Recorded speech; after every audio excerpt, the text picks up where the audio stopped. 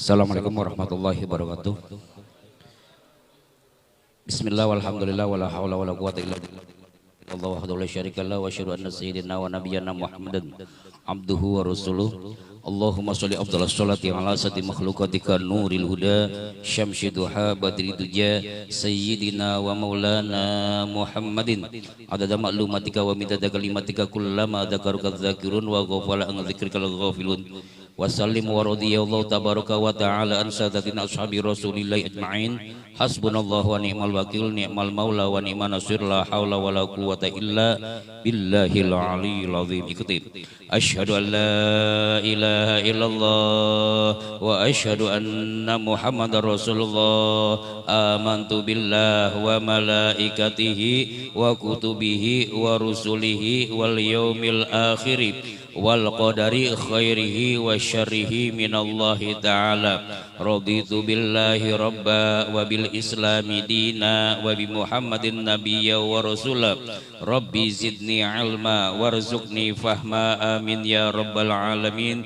Inni tawakkaltu ala Allah rabbi wa rabbukum la ilaha illa anta subhanaka inni kuntu minadh dhalimin. La haula wa la quwata illa billahil aliyyil azim. Yang mulia dan kami muliakan pengasuh Majelis Muhibbin Nabi Ustadz Abu Lutfi beserta orang tuanya, istri tercintanya, keluarganya, putra-putranya. Semoga Ustadz Abu ini diberikan kesabaran, diberikan keistiqomahan, dijaga iman dan Islamnya, terus meneruskan risalah Rasulullah sallallahu alaihi wasallam dan mendapatkan kemuliaan di sisi Allah fid dini wad dunya wal akhirah. Amin ya rabbal alamin. Begitu juga semua yang hadir di sini, ada pengurus dari Pawon leader, Pawon, terus Jamrud leader, Sekermania dan semuanya yang hadir di sini yang Abah muliakan. Jamaah semuanya dan anak-anakku tercinta, semoga Allah jaga terus untuk tetap bisa duduk di majelis ilmu, majelis yang mulia ini. Ini kesempatan yang sangat luar biasa. Semua yang hadir di sini adalah orang-orang pilihannya Allah. Semua yang hadir di sini adalah pilihannya Allah. Pilihannya Allah. Allah kuatkan langkahnya untuk bisa hadir di tempat ini. Banyak sekali saudara-saudara kita yang kepengen ngaji sampai detik ini belum mampu untuk bisa hadir di tempat-tempat seperti ini. Maka kita harus bersyukur, kita bangga, kita bisa duduk di tempat yang mulia ini. Dan harus yakin, kita keluar dari sini sudah bersih tanpa dosa sedikit pun. Itu harus yakin. Kita keluar dari tempat ini sudah tidak punya dosa satu titik noda pun. Nanti kalau Abah bahas, ini maksudnya ke thalabul ilmi, bab ilmu ya. Jadi panjang. Tapi garis besarnya itu seperti itu. Setiap orang yang duduk di majelis ilmu, keluar dari majelis ilmu sudah bersih semuanya. Maka karena kemuliaan itulah kita niatkan hadiahkan buat kedua orang tua kita. Hadiahkan kedua orang tua kita. Agar apa? Agar Allah berikan keridhaan pada diri kita. Yang disebut ridhonya Allah tergantung keridhoannya orang tua adalah bagaimana diri kita ini menjadi pahlawan buat kedua orang tua kita. Bagaimana kita mengangkat derajat kedua orang tua kita, yaitu diantaranya duduknya di majelis ilmu ini kita niatkan semua kebaikannya buat kedua orang tua kita. Mukodimahnya udah belum mukodimah. Udah jam berapa? Yeah. Abah nyanyiin mau mandiin jenazah di RT 24 RW 01 jam 9. Jam 10 Abah ngajar di rumah bapak-bapak ya. Nggak tahu ngesernya gimana nanti caranya. Iya, sekarang ibu-ibunya udah datang tadi jam 9 ya di rumah. Udah nyantai aja. Semua bisa diatur. Semuanya bisa diatur. Ya. Kita belajar kitab apa? Sekarang kita belajar kitab apa? Lubabul Hadis. Udah pernah dibahas belum Lubabul Hadis? Artinya apa Lubabul Hadis? Lubabul Hadis itu kalau kita cari di kamus mana aja, itu sama, hampir sama. Artinya ngomongin bubur. Lubab itu bubur. Ya. Hadis maknanya banyak. Makanya ada kata muhadasa, percakapan, ngomong. Jadi Lubabul Hadis ngomongin bubur, mentang-mentang yang punya majelis tukang bubur gitu. Makanya kitabnya namanya Lubabul Hadis ya. Tapi kalau kita kaji lagi, lubab itu artinya intisari. Intisari atau ringkasan.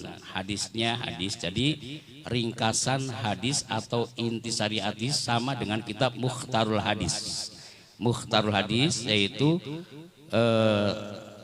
ringkasan daripada hadis yang disarahkan nanti pada kitab Tanqihul Qaul.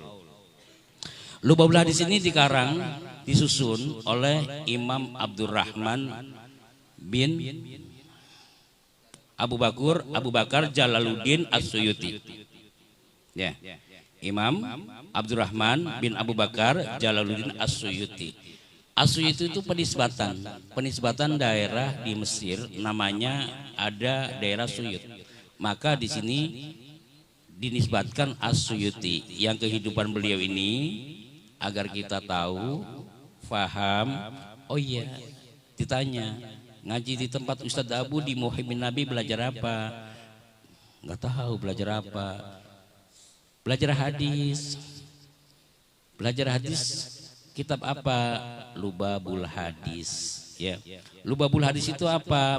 Oh, ringkasan atau intisari daripada hadis gitu. Nah, terus kehidupan itu tahun 800 Hijriah atau 1400 Masehi. Ini artinya apa? 600 tahun yang lalu. 600 tahun yang lalu Imam Abdurrahman bin Abu Bakar Jalaluddin As-Suyuti itu sudah menyusun kitab ini. Jumlah hadis dalam kitab Lubabul Hadis itu semuanya ada 400 hadis. Yang terbagi tabaruk, mengambil daripada ulama-ulama terdahulunya, selalu mengedepankan angka 40. Maka keren, kita orang Indonesia suka ngomongin angka 40. Ya, 40 di mana setiap babnya ada 40 bab, ada 40 pasal ya. Itu setiap babnya itu ada 10 pasal. Jadi 10 kali 40 semuanya itu 400.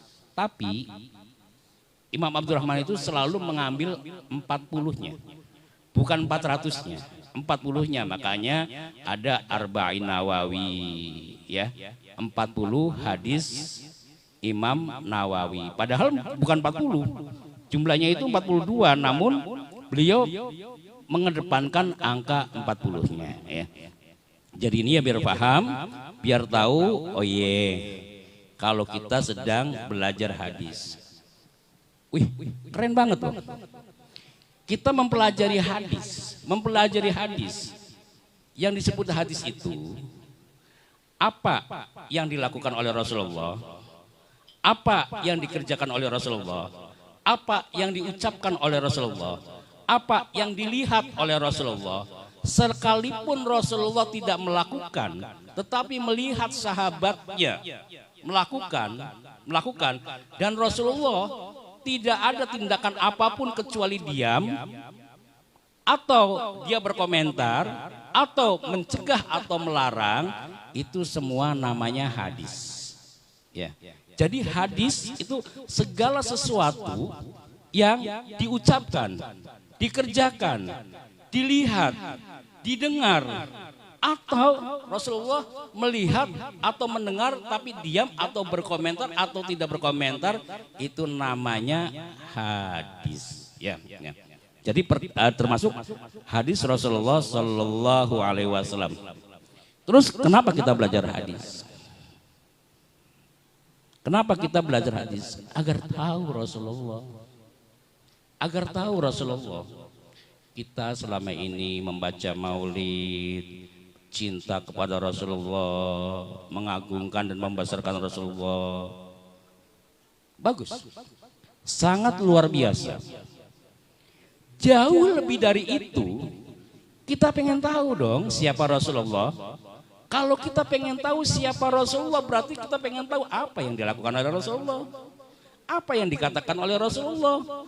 Apa yang diperbuat oleh Rasulullah. Mempelajari hal yang demikian ini, tentunya kita tidak lepas daripada mempelajari hadis-hadisnya Rasulullah. Dan malam ini, alhamdulillah, Ustadz Albu menyediakan sarana setiap malam Sabtu tabaruk dengan kitab Lubabul hadisnya, mempelajari hadis-hadis Rasulullah yang berhubungan dengan fadhailul a'mal, yaitu keutamaan di dalam ibadah. Jadi ini hadisnya nggak terlalu jauh ke sana, semuanya hadis pendek, bahkan hadisnya itu hadis potongan-potongan. Jarang hadisnya itu yang lengkap.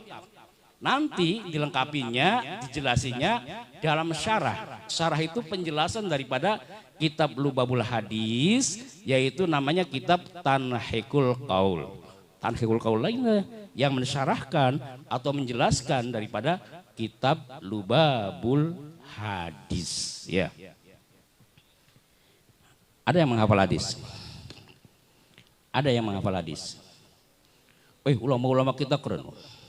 Imam Syafi'i 7 tahun udah hafal Quran, Imam Malik, Imam Abu Hanifah, wah Masya Allah, apalagi pencetus faham ahlu sunnah wal jamaah, Imam Asy'ari, ya, Imam Mansur Maturidi, itu ulama-ulama keren semuanya.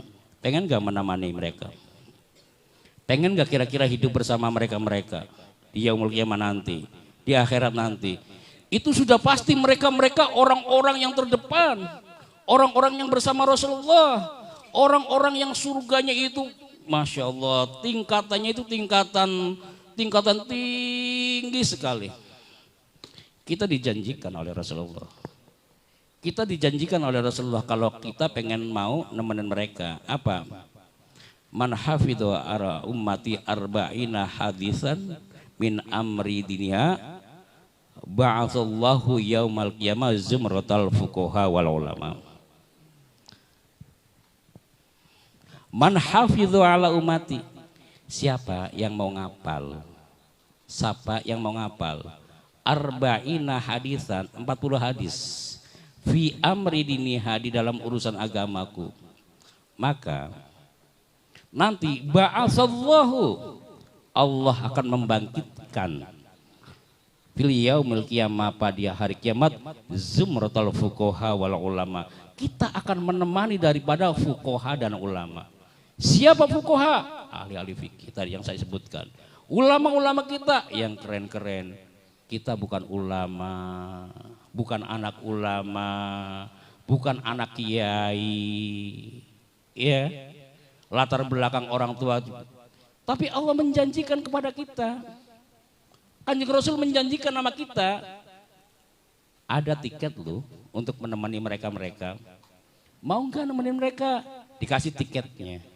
Tiketnya apa? Ngapal 40 hadis. Kalau nggak bisa yang panjang, ya udah yang pendek. Yang penting punya tiket. Ya kan? Yang penting punya tiket. Hafalin hadis-hadis pendek. 40 aja. Nanti kita punya tiket untuk apa? Untuk bisa menemani mereka-mereka. Untuk bisa menemani daripada ulama-ulama dan ahli fikih, ya. Ini kalau apa nanti ngomong ini baru mukodimah loh. Iya. Kapan masuk ke pelajarannya? Ya udah, kita masuk aja. Bab yang keberapa? Pasal yang ke-14, yaitu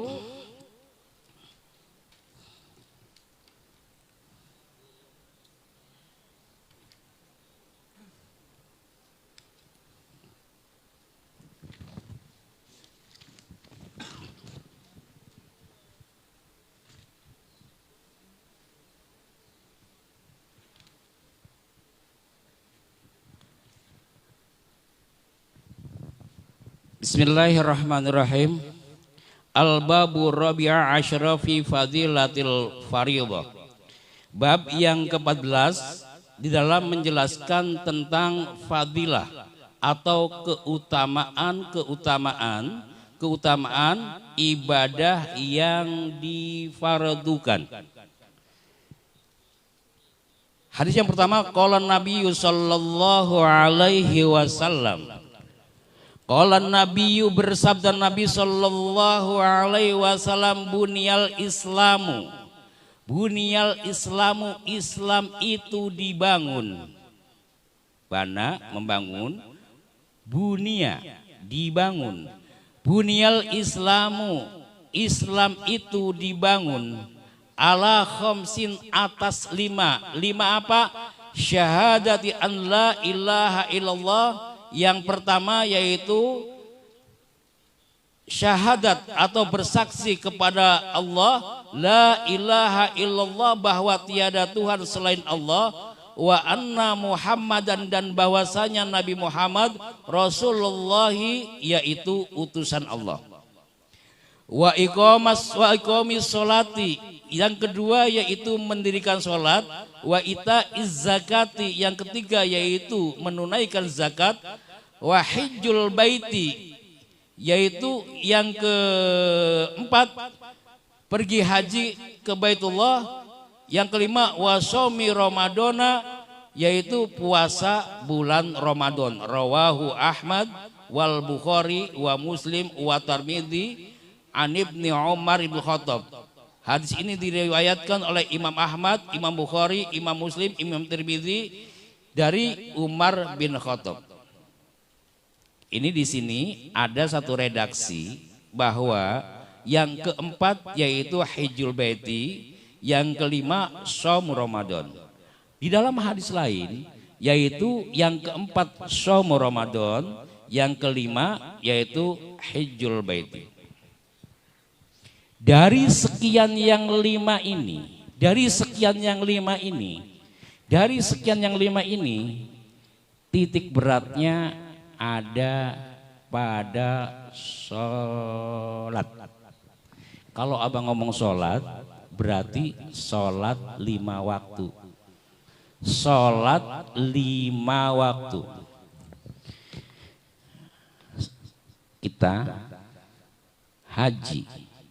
Haji itu tidak diwajibkan untuk semua orang. Haji hanya diwajibkan kepada orang yang mampu. Kalau nggak mampu, ya nggak usah mikirin haji. Tiap hari mikirin haji sampai kering. Yang lucunya lagi, punya uang disimpan, akhirnya apa? Anaknya nggak sekolah, istrinya kurang makan. Ini namanya berbuat zalim. Ya, ini namanya orang ibadah yang tidak memakai ilmu. Karena banyak sekali amalan-amalan yang, sekali lagi, amalan-amalan yang pahalanya sama dengan kita mengerjakan haji.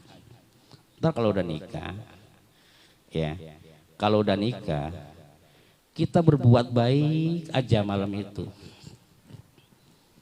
Siapa yang hidup berumah tangga, kepengen selalu berbuat baik kepada istrinya, sekali lagi, siapa seorang suami yang berbuat baik kepada istrinya, berbuat baik kepada anak-anaknya, maka dia diberikan pahala seperti kalau malam diberikan pahala haji, kalau siang diberikan pahala jihad. Jadi nanti banyak sekali yang namanya amalan-amalan, perbuatan-perbuatan yang nilainya seperti haji. Tapi bukan berarti di dalam hati kita tidak ada keinginan sedikit pun berangkat haji, kita akan rindu dengan Baitullah, kita akan rindu dengan rumah Allah, kita akan rindu dengan Rasulullah, kita rindu dengan makam Rasulullah, kita kepengen ketemu di sana. Tetapi kalau emang kita belum mampu, berarti tidak ada kewajiban. Puasa, puasa itu nggak diwajibkan terhadap orang yang nggak mampu.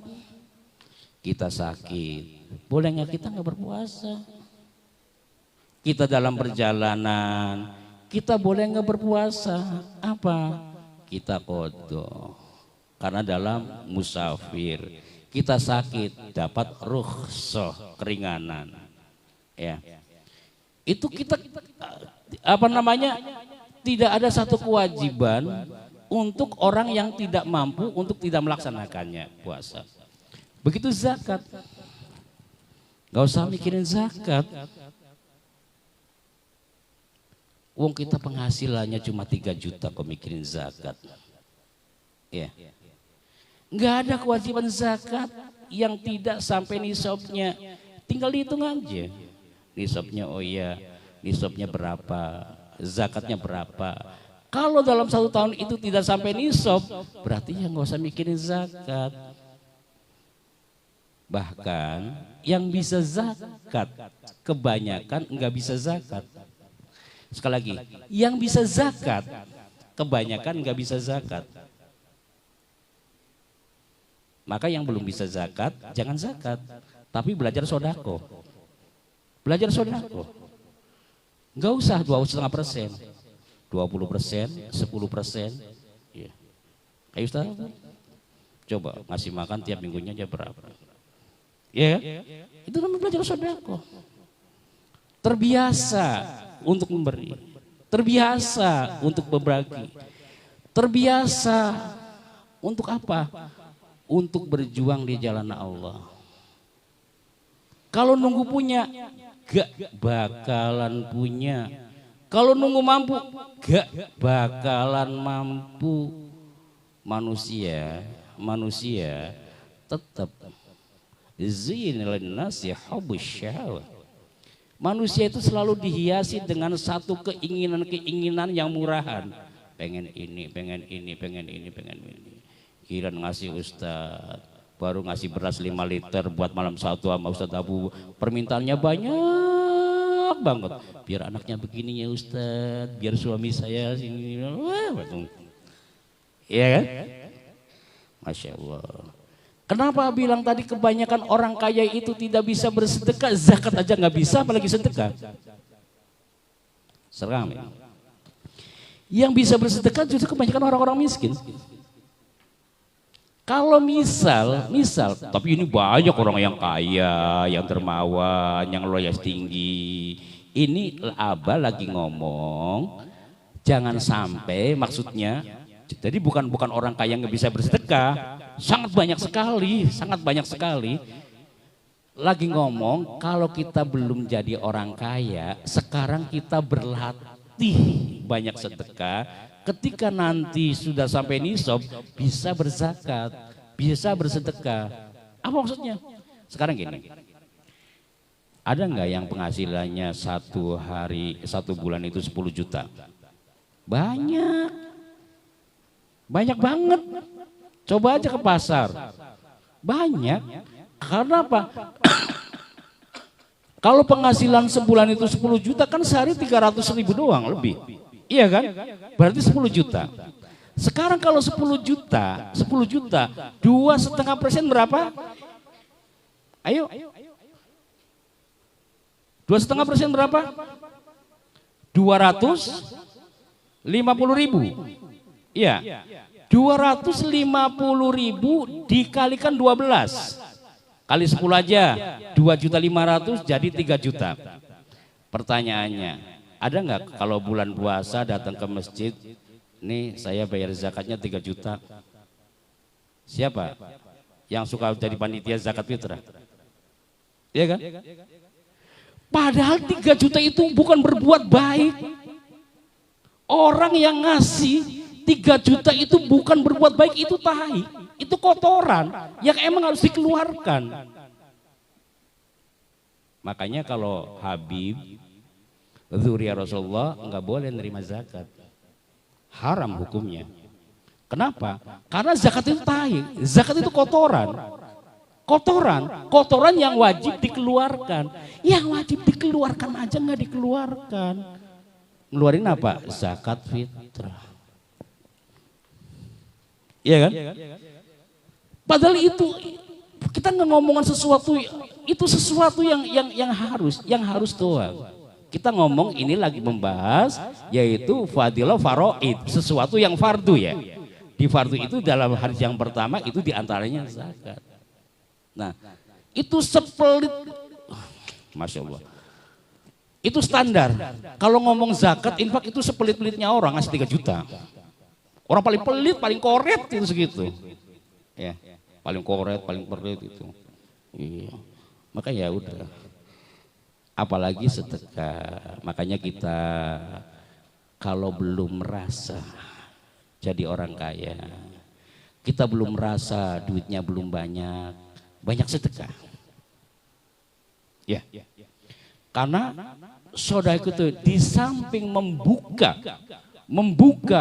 pintu karunia Allah, juga sodako itu tamniul bala, yaitu mencegah daripada segala sesuatu yang akan terjadi pada diri kita yang kurang baik, akan dicegah dengan kebaikan-kebaikan kita. Apa sedekah itu dengan uang aja? Oh enggak, itu kalau kebenaran kita punya uang. Tetapi tadi kalau kita merasa belum jadi orang yang banyak duit, kita harus berlatih, dipaksa berlatih untuk bersedekah.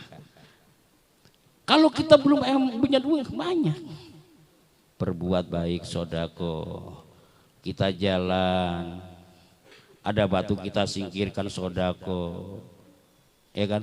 Sampai kita duduk di perapatan cengar cengir itu sodako. Tabassumuka fi wajhi akhika sodako. Senyummu di hadapan saudaramu itu sodako. Jadi kalau kita belum punya apa-apa, duduk di perapatan, setiap ada orang senyum, itu sodako udah. Ya, kita lanjutin ya. Jadi tadi udah sholat, kalau sholat 5 waktu. Ini keblinger juga. Ini masih wajib. Segala sesuatu yang wajib maka hukumnya wajib. Segala sesuatu yang wajib hukumnya wajib. Sekali lagi, segala sesuatu yang wajib untuk mempelajarinya, untuk cari tahunya, untuk fahamnya, maka hukumnya wajib. Contoh, sholat. Sholat itu hukumnya wajib. Kalau abang ngomong sholat 5 waktu. Tapi ini kadang-kadang kita ini kesana kemari yasinan, tahlilan, ratiban, apa segala macam bagus, sangat luar biasa. Tapi jangan katakan itu ngaji, jangan katakan itu wajib, jangan katakan itu sudah menggugurkan kewajiban, karena itu bukan wajib. Yasinan, tahlilan, apa segala macam itu bukan wajib. Segala sesuatu amalan sunnah. Dahulukan kajian-kajian, pemahaman ilmu fikih, bagaimana tata cara wudhu, bagaimana tata cara sholat, sampai selesai masalah bab sholat dipelajari semuanya, karena itu hukumnya wajib. Kalau kita ngomong sholat, ada syarat sholat, ada syarat sah sholat. Di antara syarat sah sholat adalah suci. Suci baik dari tempatnya, suci dari badannya, suci dari hadas. Maka mempelajari itu wajib. Di antara suci ya harus tahu yang disebut air bagaimana, tata cara wudhunya bagaimana. Bahkan di dalam ada satu kata non wudhu, yaitu wa'alimu bifardiyatihi, artinya mengetahui tentang kefarduannya wudhu. Itu hukumnya wajib. Maka biasanya abah kalau ngomong mau ceramah di mana itu diselingi. Selingi apa? Fardu wudhu. Harus hafal. Hukumnya wajib. Tahu fardu wudu hukumnya wajib. Tahu fardu wudu hukumnya wajib. Ada berapa fardu wudu? Ada berapa fardu wudu? Ada yang nggak tahu? Fardu wudu ada berapa? Cara ngapalnya sederhana. Cara ngapalnya sederhana. Abang ngomong di mana-mana sama. Muka, tangan, pala, kaki. Coba. Muka, tangan, pala, kaki. Lagi. Muka, tangan, pala, kaki. Ada berapa? Ada berapa? Harus. Diajarin kepada siapa aja. Mamanya diajarin. Wajib hukumnya. Tahu fardu wudu wajib hukumnya. Udah pakai wajib. Ya. Kalau anak nanya lagi nanti di Ustaz Abu kaji dalam Safinatun Najah, kurang puas dalam syarahnya Kasyifatu saja. Apa tadi? Muka, tangan, pala, kaki. 4. Ditambah niat. Niat waktu membasuh muka. Nah, nanti kasih tahu muka itu seperti apa. Yang keenamnya apa? Tertib. Tertib itu dari fardu 6 itu nggak boleh atau harus berurutan. Jadi itu wajib hukumnya. Gurunya kalau sampai anaknya nggak ngerti dituntut di hadapan Allah. Ajarin macam-macam yang fardu-fardu nggak diajar dituntut di hadapan Allah. Dituntut di hadapan Allah. Ya. Maka Abah daripada ceramah kemana-mana seneng ajarin yang seperti itu. Ya. Masuk hadis kedua.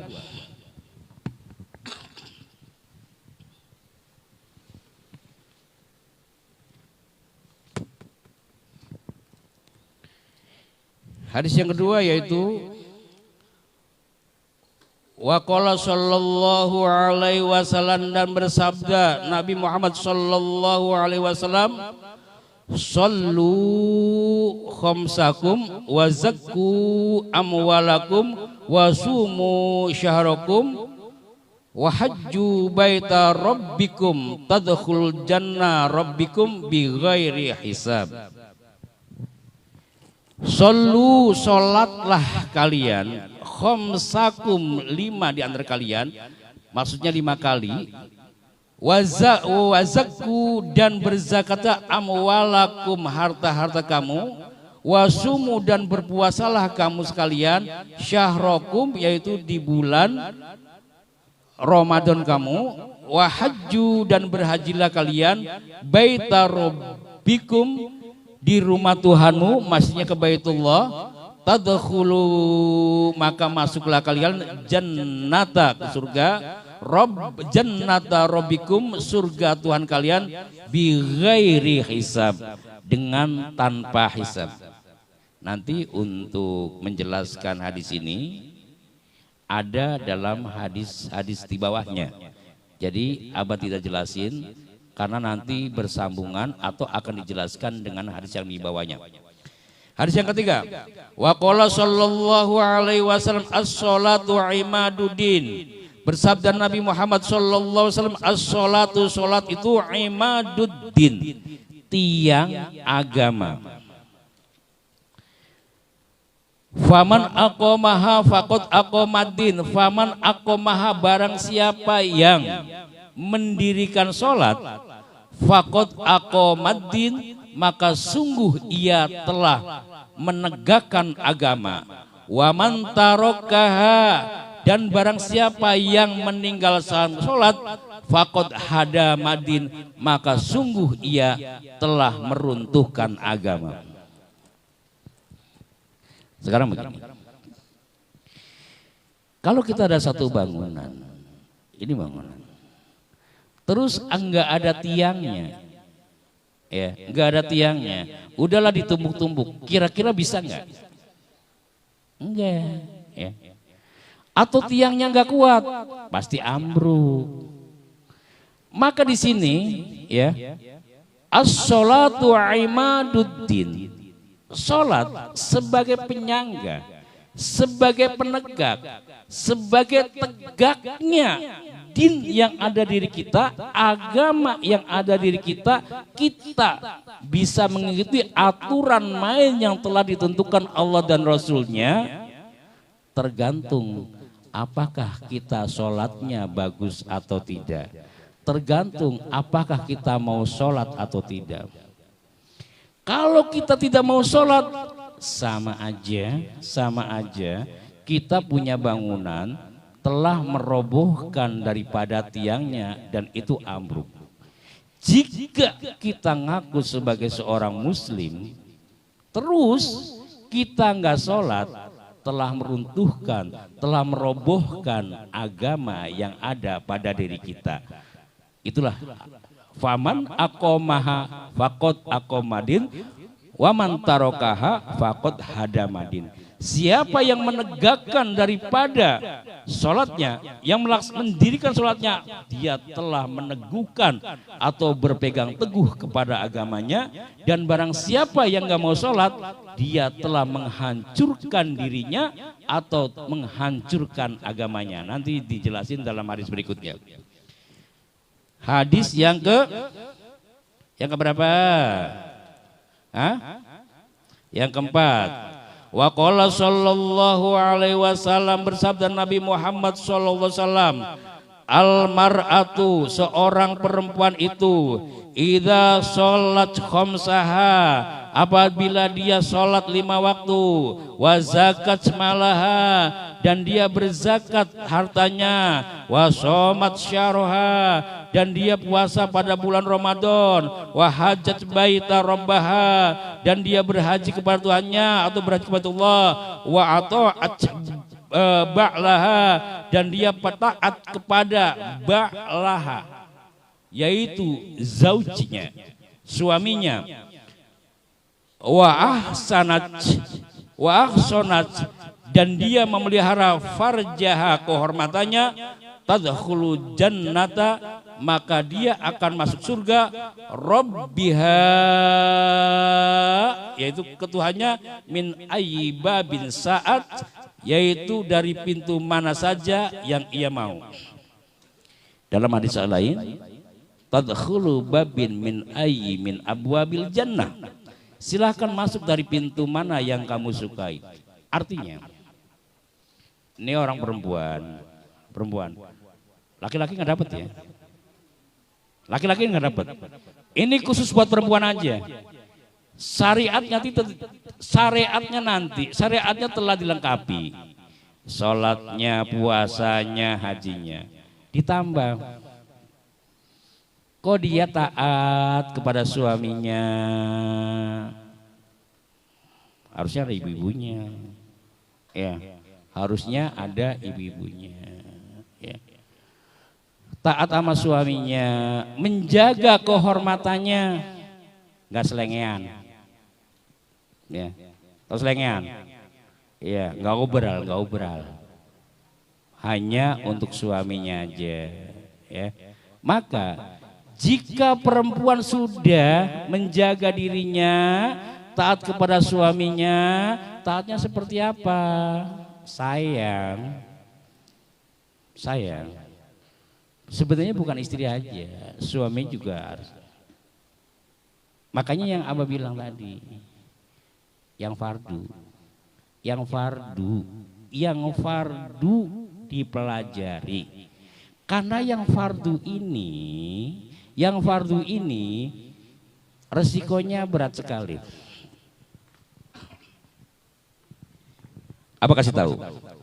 Jangan pernah kita punya perasaan bahwa kita ini nangis-nangis di hadapan Allah, ya Allah, saya ini dosanya banyak, dosa saya diampuni atau tidak, kesalahan saya banyak ya Allah, apa engkau mengampuni saya atau tidak? Oh, kelihatannya keren, kelihatannya hebat, kelihatannya meratap kepada Allah, kelihatannya beribadah kepada Allah. Padahal Allah marah. Allah nggak mau kalau ada hamba-hambanya yang seperti itu. Nangis-nangis di hadapan Allah menyangka kalau saya ini diampuni atau tidak. Bahasa Allah, apa-apaan kamu? Kamu telah menyepelekan saya kalau saya adalah zat yang maha ghufran, yang maha ghafar, yang maha rahman, yang maha rahim, yang maha tawab. Sebanyak dosa kamu di lautan, sebesar gunung, kamu menghadap aku, hapus semua dosa-dosa kamu. Sama dengan kita duduk di majelis ini. Jelasin nggak nih? Kenapa kita duduk di majelis ini keluar sudah nggak punya dosa? Mau jelasin nggak? Jelasin ya, biar paham. Abah meyakini kita keluar dari sini sudah nggak punya dosa sama sekali. Karena orang yang datang ke majelis ilmu, maka Abah bilang tadi, kita ini adalah orang-orang pilihannya Allah. Kita ini hamba-hamba yang terpilih, yang datangnya aja ke sini dikawal dengan ribuan malaikat. Duduk di sini kita ditemani daripada ribuan malaikat. Jika seorang sudah kerentek hati, mau tolabul ilmu, mau mengkaji daripada hadis-hadis Rasulullah, mau mengkaji daripada firman-firman Allah, ayat-ayat Al-Quran, yang untuk pemahaman tentang kewajiban-kewajiban kita yang ingin kita laksanakan sebagai ibadah kepada Allah, kita baru diri, sudah diampuni dosanya. Keluar dari rumah, setiap langkahnya itu dihapus, diampuni 10 kesalahan, dan diangkat derajatnya 10 derajat, diberikan 10 kebaikan pahala. Dari rumah ke sini berapa langkah? Kalau naik motor, anggaplah itu putaran roda. Berapa kali putaran? Berapa kali langkah? Selama perjalanan dipayungi dengan sayap-sayap malaikat, dikawal oleh malaikat. Semua malaikat bersolawat kepada kita. Semua malaikat bersolawat kepada kita tatkala kita niat untuk thalabul ilm. Nah, sampai kalau sampai kita, naudzubillah, mudah-mudahan kita dijaga oleh Allah, kita pengen panjang umur, sehat walafiat, ya. Kalau kita tidak ada umur dalam waktu kita perjalanan, bighairi hisab, kita mati tidak dihisab lagi oleh Allah, karena kita terhapus semuanya, kita thalabul ilmi. Sesampai di majelis ini, julusu sa'atan, duduknya kita 1 jam. Lau tamassa qalaman, dengan kamu tidak memegang pulpen, wala taktubu harfan, dan kamu tidak menulis 1 huruf pun, itu lebih baik daripada alfa rokobatin, daripada membebaskan 1000 budak. Kalau 1 budak sekarang ini, kata Ustadz Abu kemarin harganya 100 juta, kali 1000 berapa? 100 miliar. Kita duduk di sini itu sama aja kita sedekah dengan uang 100 miliar. Yuk, sekaya-kayanya orang disunter duitnya, disedekahkan semuanya, sama kita duduk di sini 1 jam, itu lebih mulia kita di hadapan 1 jam. Sekaya-kayanya orang di sini, rumahnya dijual, kontrakannya dijual, semua dijual, buat sodako, sama pahala kita duduk di sini 1 jam, itu lebih mulia duduk di sini 1 jam. Nah, terus setelah kita pulang diampuni semua dosanya, malaikat laporan, udah diampuni, udah ditanya, apa yang kamu minta, apa yang mereka minta, kabulkan. Maka nanti ada doa akhir majelis. Kerennya ulama-ulama kita itu seperti itu. Nah, kenapa? Itu tadi, karena Allah menjamin kabulkan apa yang menjadi permohonannya. Setelah itu tanya lagi, kata malaikat, ya Allah, waktu saya lewat tadi banyak orang yang lihat saya di depan. Ngapain? Dia senang dengan kita hadir. Ampuni dosanya. Malaikat tanya lagi kepada Allah. Tapi dia gak ikut ngaji ya Allah. Cuma ngeliat doang, cuma senang doang. Iya. Dengan syafaat orang yang ngaji ini, ampuni dosa-dosa mereka. Kita yang ngaji di sini sudah bisa memberikan syafaat terhadap orang-orang yang di luar, yang kita lewat, yang penting dia senang, akan diberikan ampunan berkah syafaat dari kita. Pertanyaannya adalah, kenapa kok Allah sampai segitunya? Kenapa kok Kanjeng Rasul sampai segitunya? Memberikan pahala-pahala yang sangat luar biasa. Memberikan iming-iming. Memberikan janji-janji. Memberikan bonus terhadap orang yang mau belajar risalah Rasulullah SAW. Jawabannya sederhana. Karena Allah nggak mau hamba-hambanya dia sholat tapi tidak sholat. Apa maksudnya? Berapa banyak orang yang tiap hari sholat dingkal, dingkul, tapi Allah nyatakan nggak sholat. Kenapa nggak sholat? Karena dia tidak mau mempelajari ilmunya, syarat rukunya nggak ngerti, wudunya nggak ngerti, apanya nggak ngerti. Bagaimana akan diterima oleh Allah? Sah, diterima atau tidak urusan Allah. Tapi sah atau tidak ada ketentuannya. Sehingga orang akan berkata begini. Ini menyangkut masalah yang fardu. Orang akan berkata begini. Kan Allah Maha tahu. Yang penting niat kita bagus. Yang penting kita niat mulia. Yang penting kita benar-benar karena Allah. Dijawab oleh Allah. Justru karena Allah itu Maha tahu, Allah ciptakan ilmu pengetahuan, Allah itu alim, Allah itu yang Maha tahu. Kalau kamu beribadah, kalau kamu menyembah aku, kalau kamu ingin dekat kepadaku, kalau kamu menyatakan dirinya beribadah kepadaku, tapi tidak sesuai dengan ketentuan yang saya berikan, apa itu namanya nurut? Afara'aitalladzi manistatawa hawa. Adakah kamu tahu orang-orang yang menyembah hawa nafsunya sebagai Tuhannya?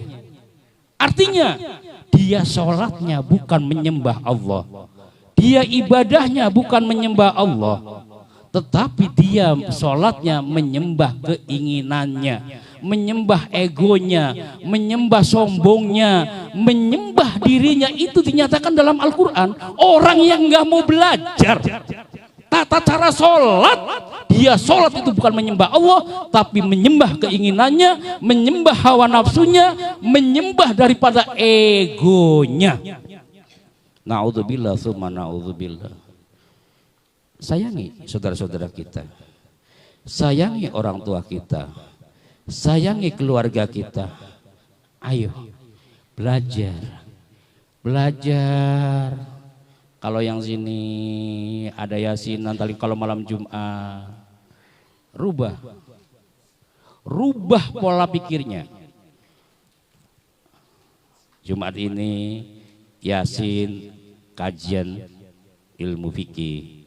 Jumat depan maulid, kajian fikih. Jumat depannya lagi ratib, kajian fikih. Jumat depannya lagi tahlil, kajian fikih. Jangan tiap minggu yasin tahlil terus. Bagus gak? Bagus. Abang ngomong bagus, nggak ada yang bagus. Tapi kapan belajar ilmunya? Sementara yang wajib disepelekan, yang wajib ditinggalkan. Sementara yang dikejar-kejar bukan yang wajib. Lanjut. Hadis keberapa? Hah? Hadis kelima. Jadi tadi yaitu perempuan yang itu apa namanya akan milih dari pintu mana yang dia suka. Ada berapa pintu surga? Ada 8. Tinggal milih. Enak ya? Enak ya? Enak. Yang ke hadis ke-6 ya. Wa qala sallallahu alaihi wasallam li kulli syai'in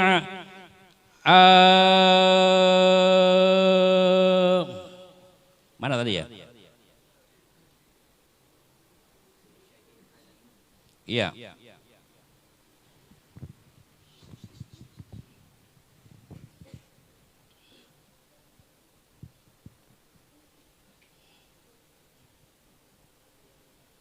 Ya. Wa qala sallallahu likulli syai'in alamun wa alamul iman as-shalah. Ya. Setiap segala sesuatu ada panji-panjinya, ada benderanya, ada kebesarannya. Dan kebesarannya iman itu adalah sholat. Bendera itu lambang kebesaran. Nanti lanjutannya. Wa qala sallallahu alaihi wasallam ittaqullaha fis shalah, ittaqullaha fis shalah, ittaqullaha fis shalah. Ittaqullaha fi ma malakat aymanukum, ittaqullaha fi du'ifaini marrah armala wa sabi yatim. Rawahu Baihaqi wa Anasi wa Maliki wa huwa hadisu hasan. Ittaqullaha fi shalah, ittaqullaha fi shalah, ittaqullaha fi shalah 3 kali diucapkan. Kalau kita artikan takwa, takwalah kepada sholat. Kalau kita artikan takut, takutlah kepada sholat. Loh kok takut kepada sholat? Loh kok takwa kepada sholat? Saya baca syarahnya, ulama-ulama menjelaskan tentang ittaqullah fi shalah. Takutlah kamu kepada sholat. Jangan sampai tadi yang dijelaskan oleh Abah. Sholat tapi tidak dikatakan sholat. Nyambung. Sholat tapi tidak sholat. Nyusulin. Udah pulang? Iya. Sekarang jam berapa? Ya, ntar lagi. Iya, jam 10. Iya, udah jam 10. Udah 1 jam. Ya. Ada 2 acara lagi Abah, mau mandi jenazah terus mandiin, mandu, ngajar lagi. Bapak-bapak di majelis sampai jam 12 malam Abah ngajar lagi. Ya. Iya. Ya udah tadi. Jadi yang ittaqul fi shalah, jangan sampai kita sholat tapi tidak dikatakan sholat. Sampai Kanjeng Rasul berkali-kali ngomong ini, bersabda. Hadisnya keren, perawinya banyak, kuat. Ya. Nah, udah. Nanti insya Allah diteruskan nama Ustadz Abu. Ya. Udah 1 jam cukup ya? 1 jam ya, cukup ya? Ya insya Allah, mohon maaf ya. Keterangannya terlalu melebar. Ya, keterangan terlalu melebar. Abah sudah ditunggu, jadi langsung nggak basa-basi. Wallahu a'lam. Assalamualaikum warahmatullahi wabarakatuh.